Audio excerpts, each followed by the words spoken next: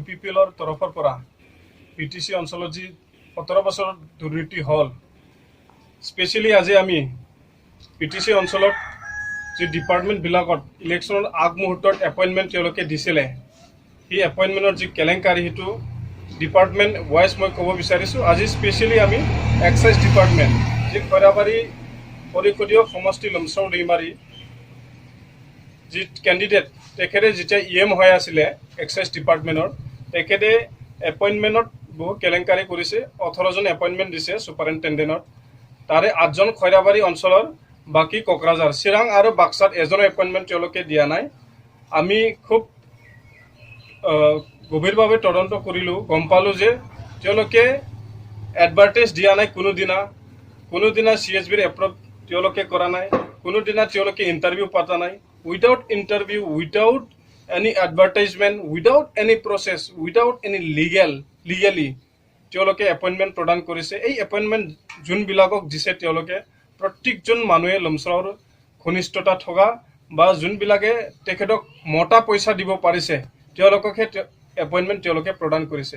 ঠিক তেনেকুৱা হয় তেতিয়া আমাৰ 32 লাখ যি জনসংখ্যা আছে BTC অঞ্চলত, তেওঁলোকে BTC চৰকাৰৰ প্ৰতি কেনেকৈ আস্থা ৰাখিম আমি?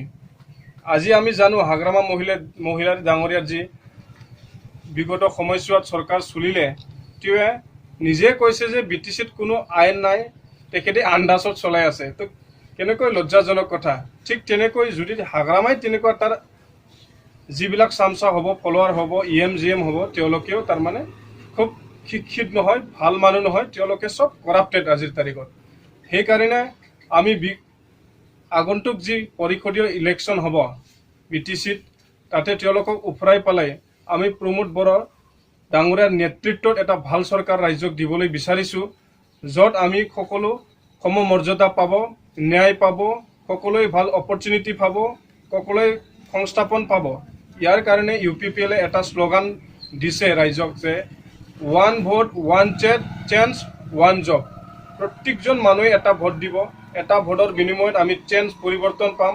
পৰিৱৰ্তন পালে আমি যোনে চৰকাৰ আহিব বা UPPLে যি চৰকাৰ আনিব, তেওঁলোকে প্ৰত্যেকজন মানুহক সংস্থাপন দিব। ইয়াতে চৰকাৰী চাকৰি বুলি পালে কথা নহয়, আন ছাইডত আমি এটা দিশ দি পালে এগ্ৰিকালচাৰ ছেক্টৰতে হওক, ইণ্ডাষ্ট্ৰিয়েল ছেক্টৰতে হওক, টুৰিজম ছেক্টৰতে হওক, আমাৰ বহুতো কৰিবলগীয়া কাম আছে।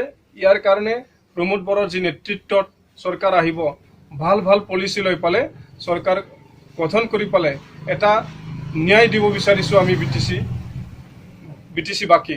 কিয়নো আমি সময়ছোৱাত যি 17 বছৰ কাল গ'ল, তাতে দেখিবলৈ পালোঁ নানান ধৰণৰ কৰাপশ্যন। আৰু এটা নাম দিবলৈ আমি পাৰিছোঁ হাগ্ৰামা মহিলাৰ ডাঙৰীয়াক। তেখেতে খালি ছাপ্লাইৰ কাম কৰে, খালি ছাপ্লাই দিয়ে যিকোনো কামতে। ধৰি লওক আঁঠুৱাৰ ছাপ্লাই দিব, সূতাৰ ছাপ্লাই দিব, ইয়াৰ পিছত ব্লেংকেটৰ ছাপ্লাই দিব, টিনৰ ছাপ্লাই দিব। কোনো কেতিয়াও তেওঁলোকে এমপ্লয়মেণ্ট জেনেৰেশ্যনৰ কাৰণে কথা নাপাতিলে, নতুন পলিচিৰ কথা নাপাতিলে, নতুন দিশ যে দিব লাগে ডেকা ল'ৰা ছোৱালীক, তেখেতে কেতিয়াও নাভাবিলে। আজিৰ তাৰিখত আমি COVID-19ৰ যি ইমাৰ্জেঞ্চি এটা চিটুৱেশ্যন হ'ল, এই চিটুৱেশ্যনত গম পালোঁ যে আমাৰ BTC অঞ্চলৰ ফালৰ পৰাও বাহিৰত কাম কৰিব যাবলগীয়া হ'ল বহুতো। BTC যেতিয়া চৰকাৰ চলি আছিলে কমেও 1 লাখ মান মানুহ বাহিৰত থাকিল। সেইটো আমি যেতিয়া COVID-19ৰ ইমাৰ্জেঞ্চি হ'ল তেতিয়া আমি গম পালোঁ যে তেওঁলোকে বাহিৰৰ পৰা ঘূৰি আহিছে। তাৰমানে কি, ইয়াৰ অৰ্থটো আমাৰ BTC যি শাসন, অৰ্থনৈতিকভাৱে আমি সবল কৰিব পৰা নাই, আমি এমপ্লয়মেণ্ট দিব পৰা নাই, আমি ভাল শাসন দিব পৰা নাই, যাৰ কাৰণে লাখ মানুহ, ডেকা ল'ৰা ছোৱালী, বুঢ়া মানুহে বাহিৰত কাম কৰিব যাবলগীয়া হ'ল।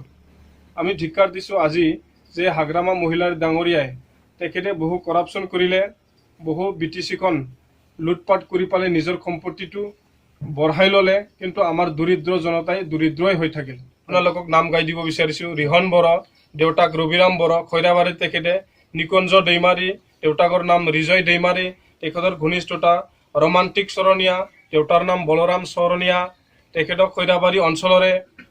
ইয়াৰ পিছত দিদম বসুমতাৰী, দেউতাকৰ নাম বিপিন বসুমতাৰী। ইয়াৰ পিছত আছে বিলিফাং বড়ো, দেউতাকৰ নাম তিলক বড়ো, খৈৰাবাৰী অঞ্চলৰ। ইয়াৰ পিছত মহেশ বড়ো, দেউতাকৰ নাম হ'ল কান্ত বড়ো।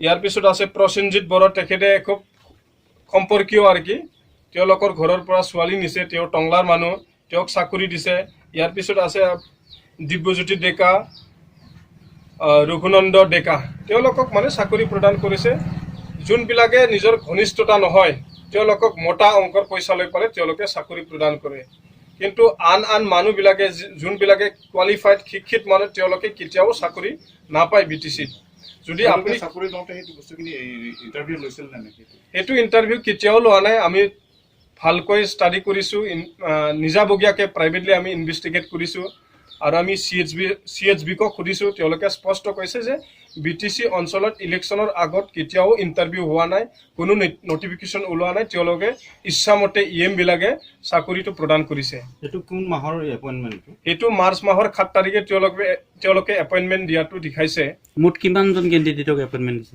এক্সাইজ ডিপাৰ্টমেণ্টত 18 জন দিছে লমচৰৰ ডিপাৰ্টমেণ্ট হয়তো ওদালগুৰিত কিমানজন আছে ওদালগুৰিত 8 জন আছে কোকৰাঝাৰত 10 জন আছে কিন্তু চিৰাং আৰু বাক্সাত এজনো নাই কিয়নো তেওঁলোকৰ ঘনিষ্ঠতা নাই কোকৰাঝাৰটো হ'ল হেড অফিচ ওদালগুৰিটো হ'ল তেওঁৰ ঘৰ কইৰাবাৰী জিলাত এতিয়া চেণ্ট্ৰেলি আমাৰ গোচৰ ৰুজু কৰা হৈছে ইয়াৰ পিছত আমি গভৰ্ণৰ তেখেতকো জনাইছোঁ বা চিঠি লিখিছোঁ যি এনমেলিছ হ'ল এপইণ্টমেণ্টত ইয়াৰ সংক্ৰান্তত আমি লিখিছোঁ তেখেতক তদন্ত কৰিবলৈ